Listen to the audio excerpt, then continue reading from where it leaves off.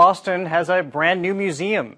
After a multi-million-dollar renovation, the former galleries at MassArt have reopened as the MassArt Art Museum, a new contemporary art museum now open year-round and always free. It's where I recently met the museum's executive director, Lisa Tung. Here we are, your brand new museum. Yay!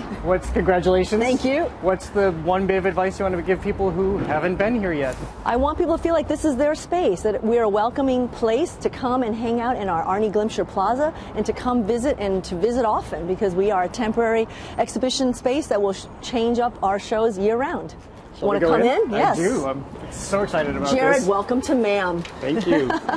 Lisa Tung is the museum's executive director and happy to be rid of the old MassArt galleries, a warren of winding ways that, despite the art on view, felt very much like the former gymnasium it once was. We were really just spaces. There was a space to show a show, a space to show another show, but there was no lobby like we're standing in right now, and there was no front door. But after a 20-month, $12.5 million renovation, MassArt has reopened as a full-fledged museum with free admission.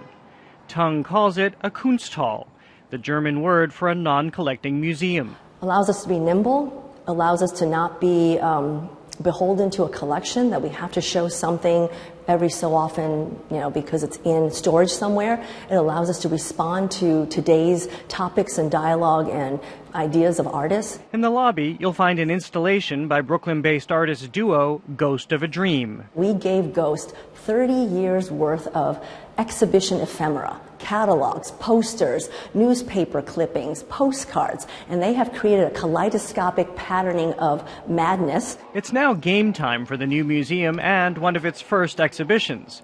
Game Changers is a show of video games at play with much to say. Tracy Fullerton's Walden invites a slowing down, with demerits for a competitive pace. Momo Pixel's Hair Na is born out of people's predilections for touching a black woman's hair unsolicited. And artist and MassArt professor Juan Obando hacked the popular Pro Evolution soccer game to create Pro Revolution Soccer. His game inserts members of Mexico's Zapatista Army of National Liberation, or EZLN, a civil resistance group, onto the soccer field. It's based on a proposed match that never materialized.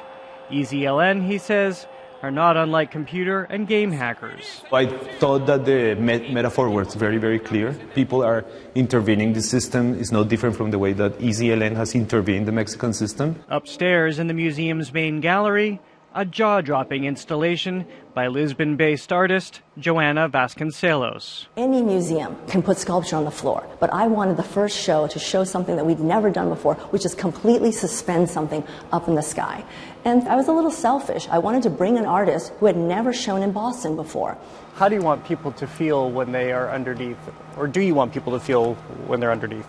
Well, the idea is that this piece has a kind of a movement. She's flying in that direction, and of course she has a center, and this center is like any chapel, any cathedral. She would be the latest in the artist's Valkyries series, in which she's created pieces around the world, including in Paris, London, and Bilbao. The Valkyries are goddesses, flying goddesses, warriors, and they will fly over the battlefield and they will bring alive the brave warriors. Here, the museum is the battlefield, a place Vasconcelos says where the spirit of art and dreams are revived.